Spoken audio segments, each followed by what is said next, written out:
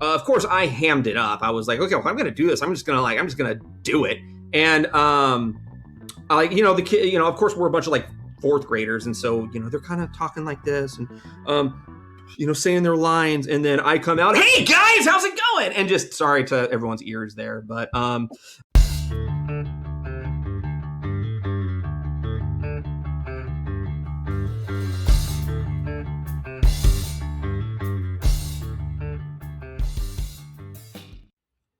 Welcome to Room 6, the channel dedicated to local music, wherever it may be, and the people who make it. And my guest is a singer for a power pop / punk / alt pop band out of Portland, Oregon, just over the bridge from me. I live in Vancouver, Washington, so that's awesome.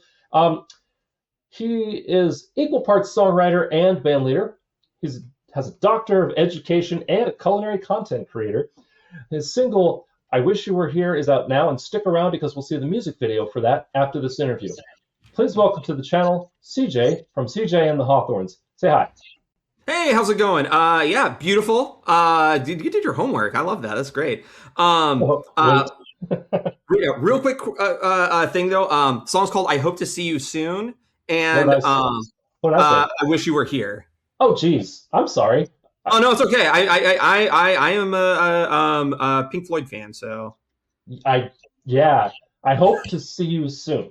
Yeah. Stick around. We're going to see the music video for I Hope to See You Soon. And then it's CRAIG James and the Hawthorns. I go by CJ, but yeah. Well, okay.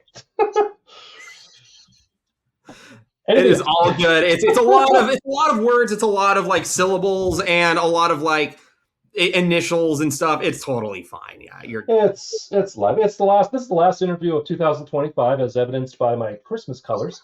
Mm-hmm. And CJ, I was wondering, any plans to what's your next show coming up in the PNW? Maybe I can hopefully come out and we can meet in person.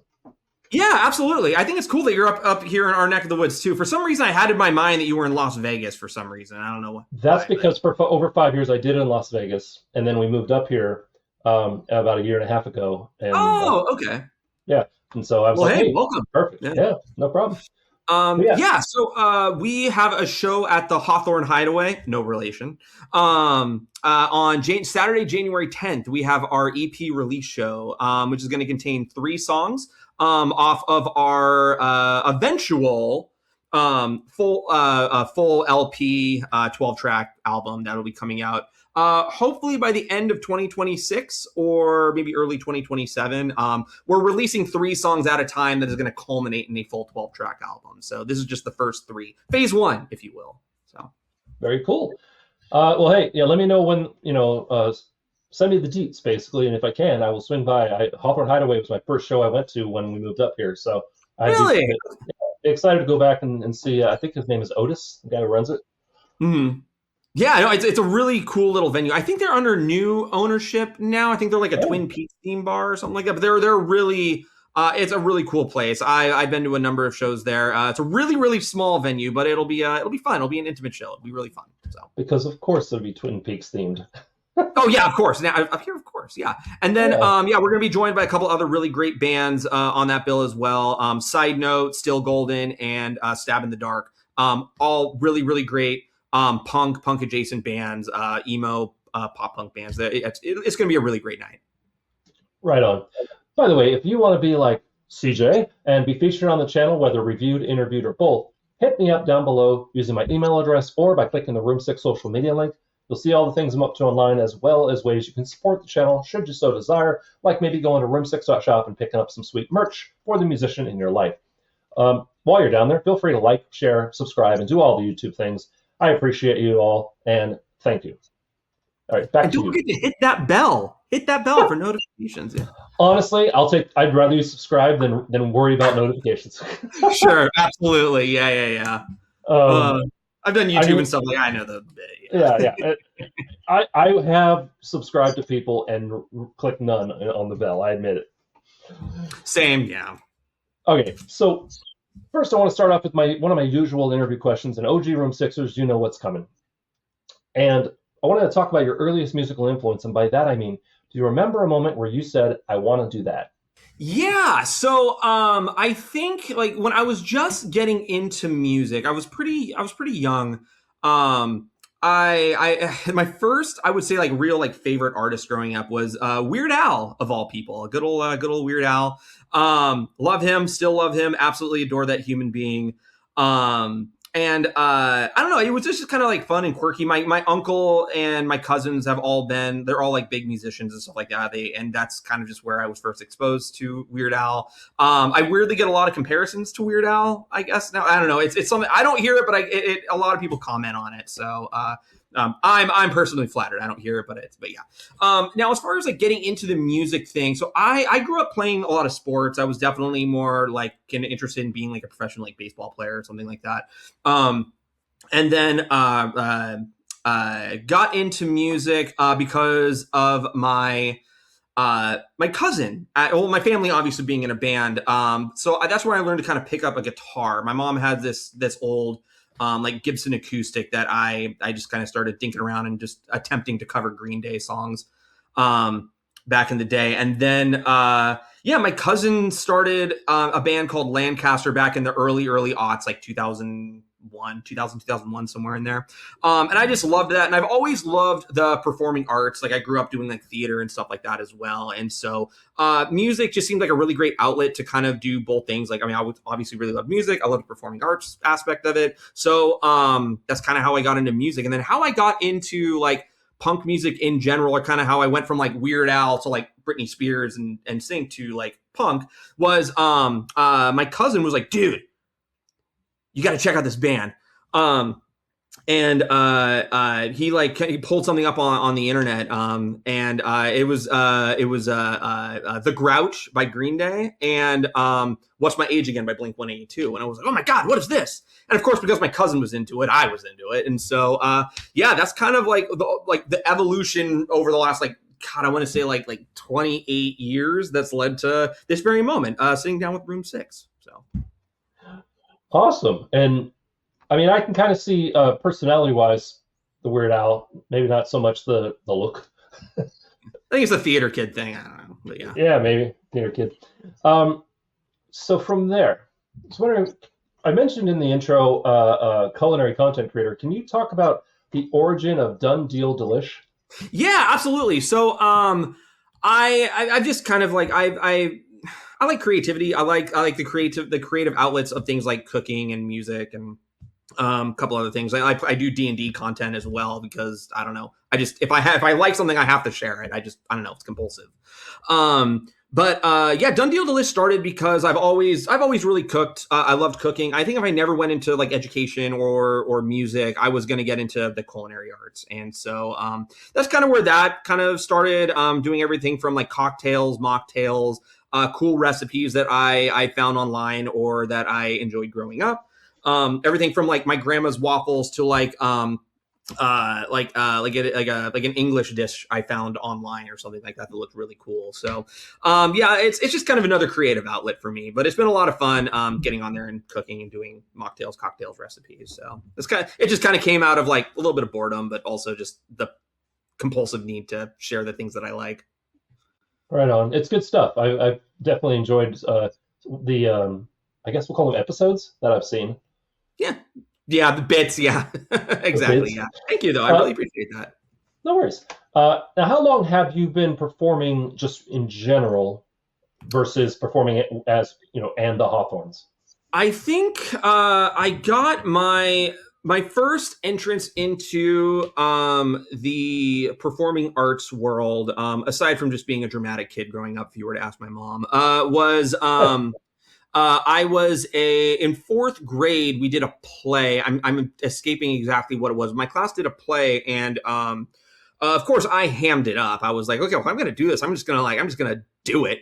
And the kid, of course we're a bunch of like fourth graders, and so they're kind of talking like this and saying their lines, and then I come out, hey guys, how's it going? And just sorry to everyone's ears there, but and I just and people were just I got people to laugh, and that was like I think my first. I'm like, oh man, like I did something and I got a reaction out of people, and it was from then on out it was always kind of a thing. I did theater all the way from elementary school all the way through my community college years, and absolutely love it. And music is just a really great way as well as like social media stuff to just kind of, again, like carry on with the kind of the theater acting thing. And it's just been a ton of fun. Performance, Very, if anything else. Yeah. very cool. Very cool. The reason I asked is I was wondering, do you have like a favorite show memory where you're performing and something happened that you just stuck with you as like a really, it's like, this one time story, whether you checked off some rock star wish list or, things went way off the rails or just whatever. What is something where somebody says, so what's it like, being a musician, and you pull out, oh, dude, this one time, what do you got? Oh man, that is a really great question because I've been the band is entering its 21st year in existence. We can talk a little bit more about that later, though. Wow. But yeah, we've been doing this a long time.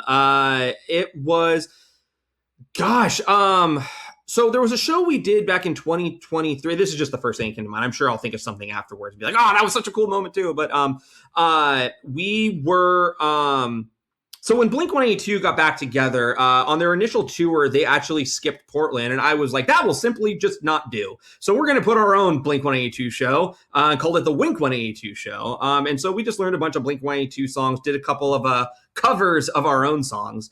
During that show, I mean, it was a really great turnout down at Dante's in Portland, which was a ton of fun, a place I had always wanted to play up to that point. It was, we were going into, so we did a bit where our keyboard player went back and played drums for, I believe it was What's My Age Again. And our drummer for the show ran off stage to go put on like a banana suit. Nice. And was going to jump out on stage and just kind of start like, dancing around. And a banana suit, because, Blink-182, it's like the banana thing is, it's their thing from the, ironically, What's My Age Again video. During that, so we're getting ready to go back into like the final chorus, and all of a sudden, I just see our drummer like start sprinting towards me, and I was like, "Oh my god! Like, what the heck happened?" It genuinely scared me. Like, I was late coming into the final chorus because the members of one of the other bands, another cool local band up here called All Hype, was chasing Max, our drummer for the show, and just absolutely scared the hell out of me. But everyone thought it was so funny just watching these three guys chase a banana around stage while we played. It was just, I don't know, it was really funny. Just a really kind of memorable moment. I'm sure it's somewhere online, but anyway, yeah, it's a lot of fun.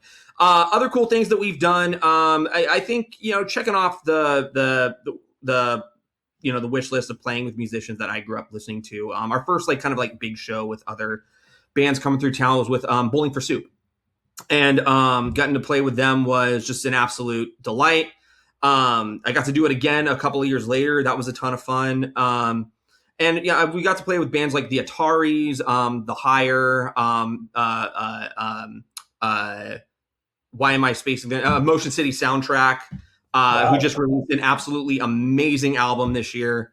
You should all go check that out if you're into Motion City Soundtrack. And so I think like just like little things like that, nothing that was specific to a particular show, but just like really cool things that we got to do that just really just, I don't know. I would have told middle school me that I would have got to do those things. Like my brain would have exploded. And I thought that was like the coolest thing. Yeah.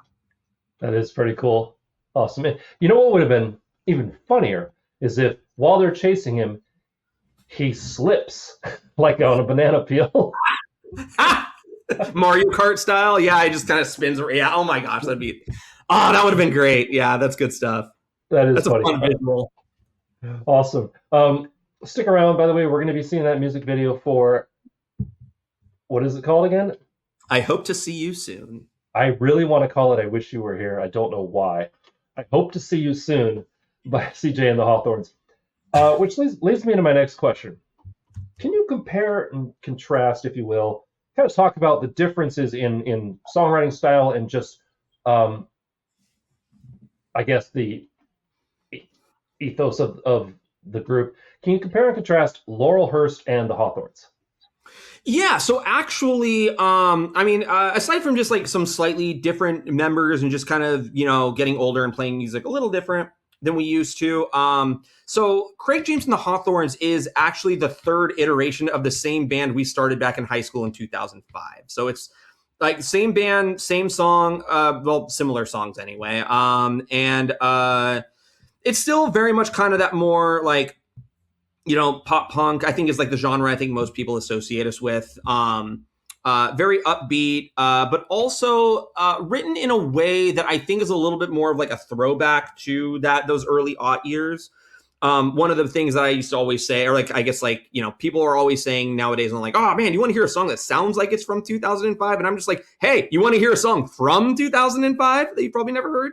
So, yeah, I think just like a lot of the biggest difference, I think, between like, say, releasing Senior Year, which was the first song that we ever released. It's actually up on, if you want to listen to it, I re-recorded it a year or two ago, just kind of for funsies. Senior Year, that we wrote in like January of 2005, like, November, December of 2004, all the way up to Backfired, which I think is our most recent original song. And just you can hear how much like I think like we've grown in terms of just like songwriters and just as musicians, trying a couple of different things here and there, like still maintaining that kind of like fun summertime roll down the windows kind of vibe, but also just with a little bit more nuance and different like guitar techniques and stuff like that, playing in different tunings and things like that we never really did before growing up. The first band back in like high school all the way up through like 2011 is it was called All Falls Through, and that was me, my brother Jesse, who has been in every iteration of this band, my buddy Brandon, and Nick and Tim. So we were, we did that, and then played in that band from like 2005 to 2013 or 2011, somewhere in there, 2012. And then Laurelhurst was kind of like picked up where that one left off.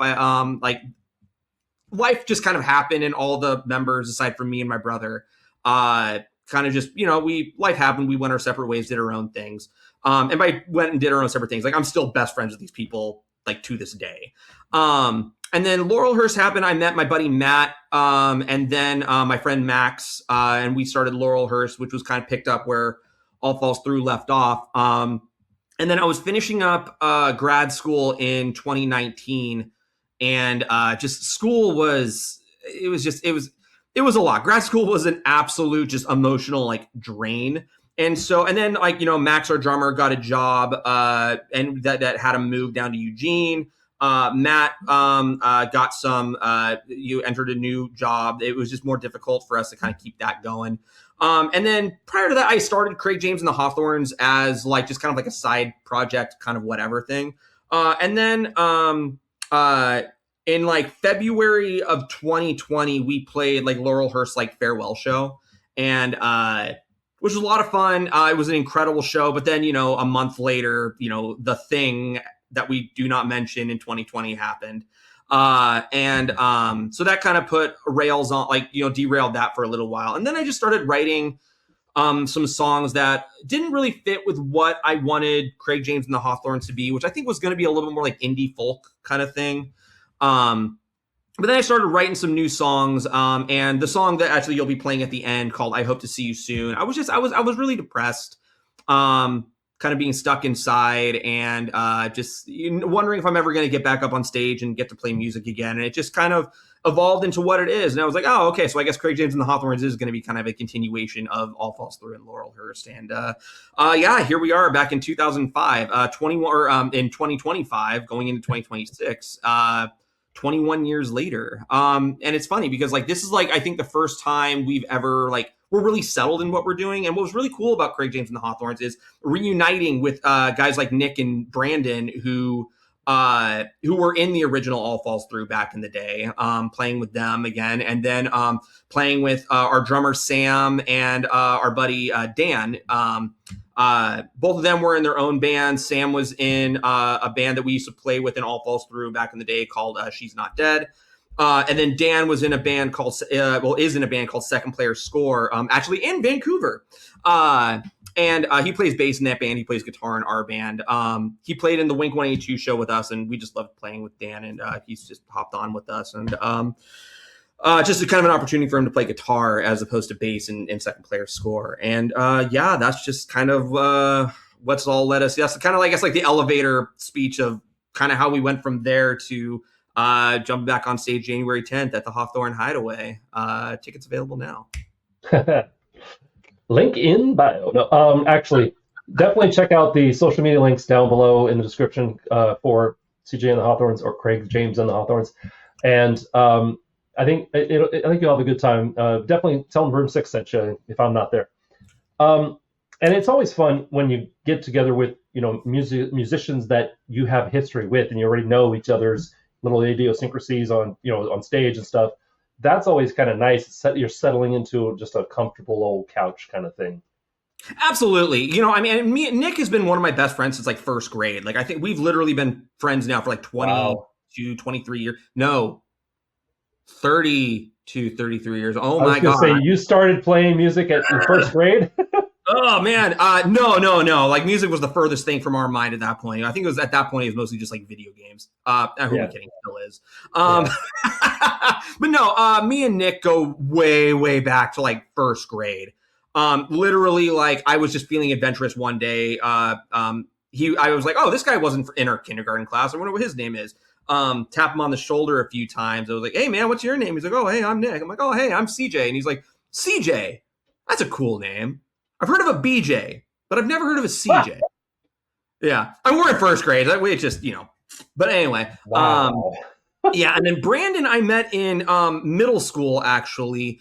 It was one of those things where I was in 7th grade and my teacher had a hard time. Like she couldn't get this monitor to work on one of like our classroom computers. And she asked, like, I fixed it. And she was like, oh my God, that's incredible. I literally just like went behind the computer and like, but I was a tech genius apparently.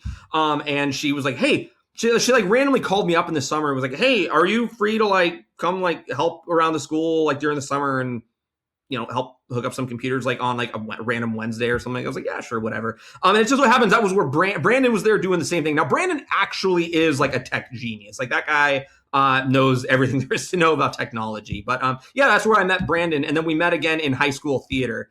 Brandon is actually our keyboard player in this iteration, but he I can't say enough good things about the many different things that he can do. He was the original drummer in All Falls Through back in the day. He was in a project with Nick for a hot minute where he played like guitar. He's playing keyboards for us and synths and doing like samples. There's literally nothing the guy can't play. It's really, really astounding. But in that glowing review of my friends, I forgot what the original question was. Do you mind repeating it? Sure. I'm trying to remember myself now. But no, I believe you answered it. It was like favorite show memory kind of thing. Oh yeah, for sure. Yeah, I think just honestly playing with my friends has been like the highlight for sure. I'll remember the question the moment we log off. Cool. No, that was the question. It's no. Was it? Dang it! No. It was the banana. That was your favorite show memory. That was, yeah. I think it's definitely one that's happened like recently. That was just like really, really cool. Yeah, really, really fun.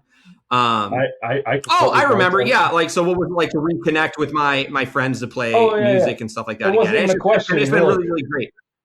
Yeah, but I got a follow. No, you're fine. Oh yeah.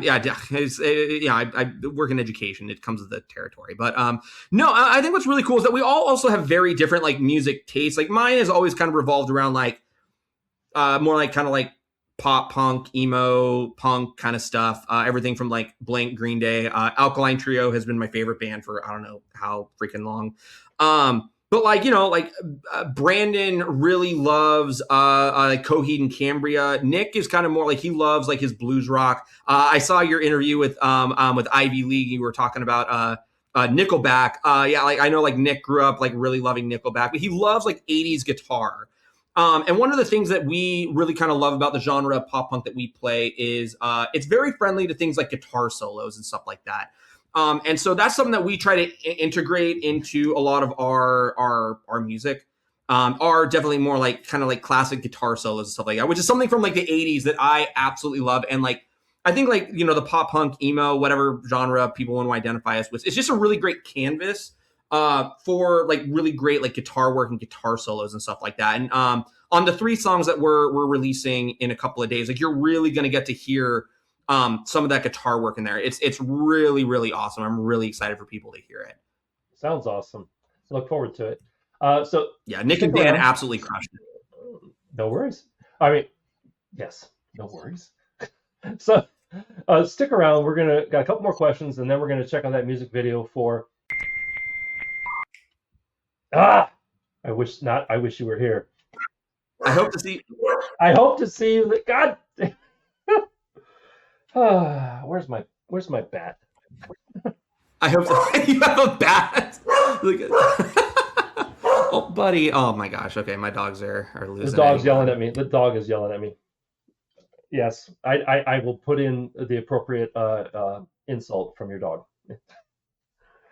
All right, so stick around. I hope to see you there is coming up. So almost. I hope to see you soon. God damn it! I hope to see you soon is coming up soon. Oh, they sigh, they pant. Speaking of Alkaline Trio, you mentioned they're your favorite band.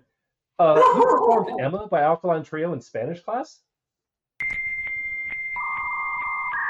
Wow, that is a what kind of PI did you hire? That is a throwback. Yes.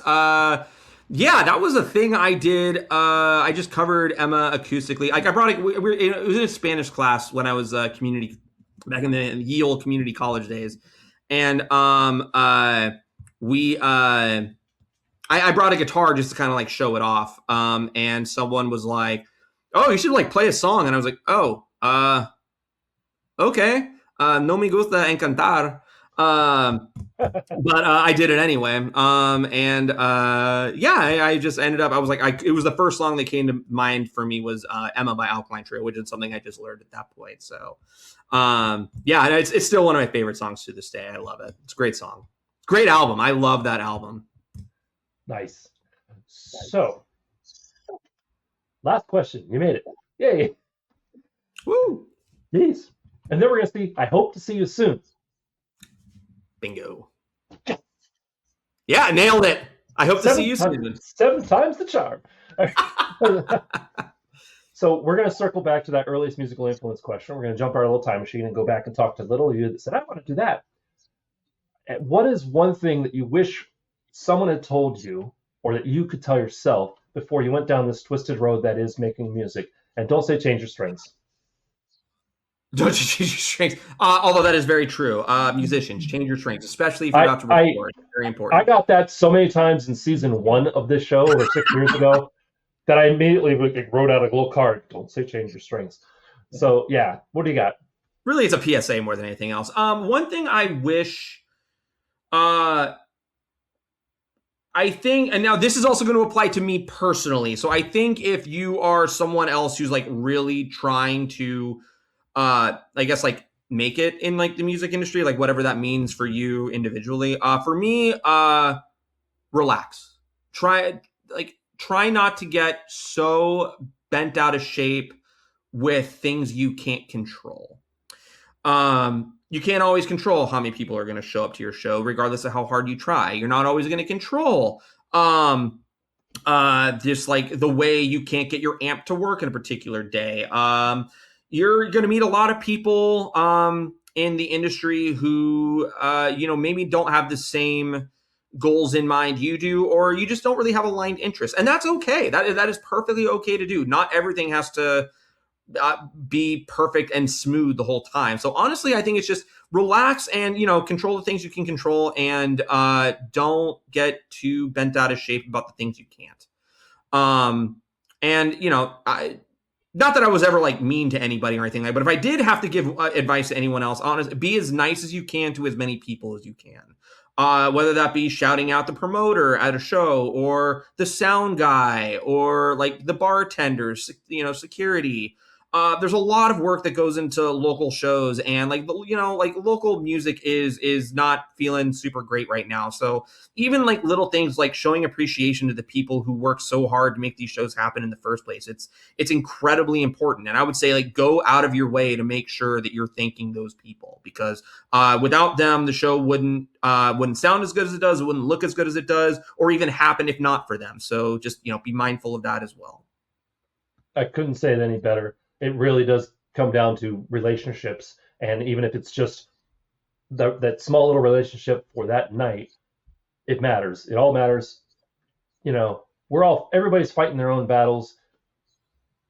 You don't have to make it harder. You don't have to make it worse. Completely agree. Yeah. So cool. Thank you very much for being on the channel. Thank you for watching, and stick around. We're going to see that music video I hope to see you soon. Yes. And then we'll catch you in the outro. In the meantime, we'll temporarily say goodbye, and we'll see you in a minute.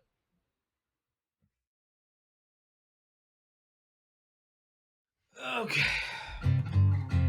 Time to write a song. Here I am writing a song.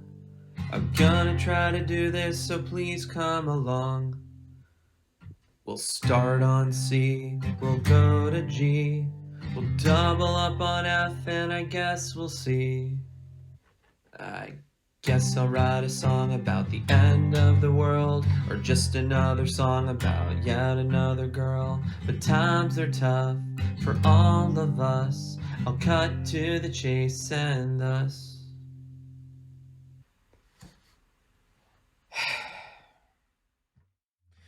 all I wanna say is that I hope you're doing great. 'Cause times are weird, they're kinda fucked up. It's always doom and gloom. I'm hoping to see this through. Hang out, have a drink with you. 'Cause I'm tired, I'm bored, and I can't ignore.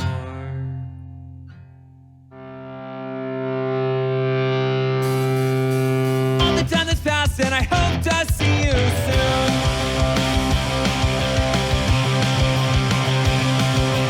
Here I am, I'll play along. Here's part 2 of the same fucking song. I miss the days when we were playing all our favorite songs until the end of the day. And as we figure out what to do next, it'll be the best, yes, the best time yet. And I can't wait to see you. We'll have to wait until that day. All I wanna say is that I hope you're doing great. 'Cause times are weird, they're kinda fucked up. It's always doom and gloom. I'm hoping to see this through. Hang out, have a drink with you. 'Cause I'm tired, I'm bored, and I can't ignore all the time that's passed, and I hope to see you soon. Now I've been trapped inside for way too long, way too damn long. I forgot what it's like to have some fun, but I could be. We'll hit each bar down each boulevard, or crash a party in someone's yard. No matter what we choose, with fingers crossed, I hope it'll be with you.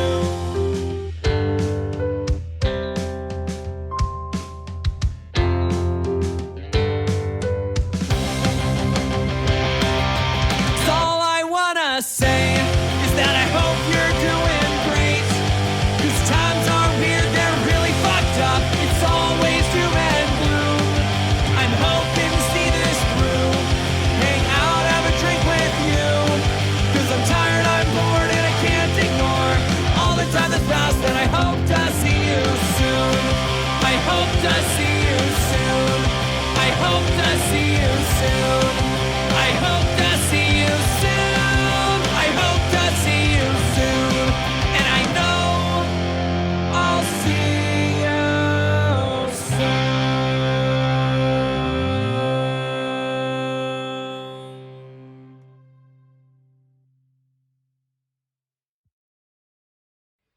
I want to thank Craig James from Craig James and the Hawthorns for coming on the channel. It was a great interview and an awesome music video. If you want to know more about them, hit up those social media links down below and tell them Room 6 sent you. In the meantime, if you want to see more videos like this, click up here. If you want to subscribe, click over here and wait. over here. And if you want to hear my own music, click over there. Remember to be amazing, and we'll see you next time on Room 6. Say goodbye, Craig. See you later. Ba-da-ba-ba-da-ba.